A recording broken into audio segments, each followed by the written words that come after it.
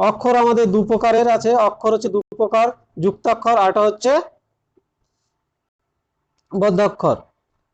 স্বরধ্বনি যুক্ত অবস্থায় থাকলে তাকে বলা হচ্ছে যুক্তাক্ষর, আর বদ্ধাক্ষর হচ্ছে একটা সময়ে থেমে যাবে, সেটা হচ্ছে বদ্ধাক্ষর।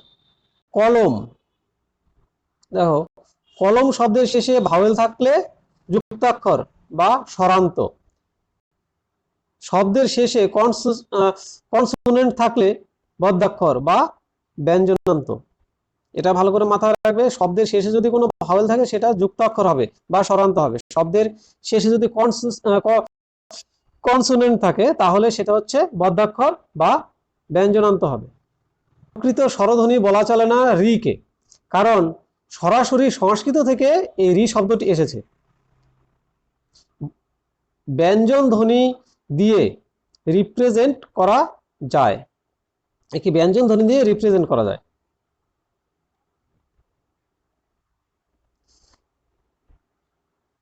হ্রস্বস্বর মোট আমাদের 4টি আছে, অ, হর্ষই, হর্ষৌ আর হচ্ছে রি। দীর্ঘস্বর আছে মোট 7টি। স্বতন্ত্র স্বরধ্বনির সংখ্যা 1টি, সেটা হচ্ছে এ। স্বতন্ত্র বা স্বাধীন স্বরবর্ণর সংক্ষিপ্ত রূপকে কার বলে? স্বরবর্ণের সংক্ষিপ্ত রূপকে কার বলে? কার হচ্ছে মোট 10টি, কার হচ্ছে 10টি, অ বাদে বাকি 10টি সংক্ষিপ্ত স্বর বা কার। অ এর কার নেই, তাই একে লীন বর্ণ বলা হয়। বাংলা বর্ণমালায় কয়টি স্বরের পূর্ণরূপ আছে? সেটা হচ্ছে মোট 11টি স্বরের পূর্ণরূপ আছে। তারপর দেখো স্বরধ্বনি উচ্চারণের জন্য একটি চার্ট আমরা নিচে দিয়েছি, চার্টটা একটু খেয়াল করো। স্বরধ্বনির উচ্চারণের দেখো সম্মুখ ওষ্ঠাধীর প্রকৃত আর পশ্চাৎ ওষ্ঠাধীর হচ্ছে গোলাকৃত। সেক্ষেত্রে হর্ষই, এ, এগুলোর উচ্চারণ সম্মুখ ওষ্ঠাধীরের ক্ষেত্রে কিভাবে উচ্চারিত হচ্ছে আর কোথা থেকে উচ্চারিত হচ্ছে স্থানগুলো সব দেখো দেয়া আছে। এগুলো একটু খেয়াল করো। পশ্চাৎ ওষ্ঠাধীরের ক্ষেত্রে হর্ষ, ও, অ,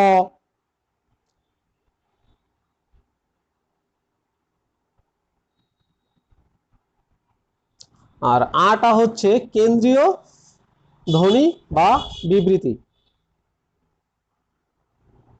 বিবৃতি হচ্ছে স্বাভাবিক, বিবৃতি সমান সমান হচ্ছে কি স্বাভাবিক।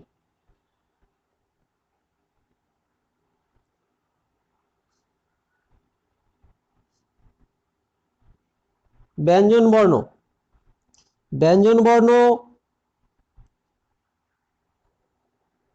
জিহ্বামূলীয়, দেখো জিহ্বামূলীয় তালব্য বর্ণ, ঘৃষ্ট বর্ণ, তালব্য বর্ণ বা ঘৃষ্ট বর্ণ, পশ্চাৎ দন্তমূলীয় আর দন্তমূলীয় আর হচ্ছে ওষ্ঠ ব্যঞ্জন, এই কটা ভাগে ভাগ করা হয়েছে ব্যঞ্জন বর্ণকে। ঘোষ বর্ণ, অঘোষ বর্ণ,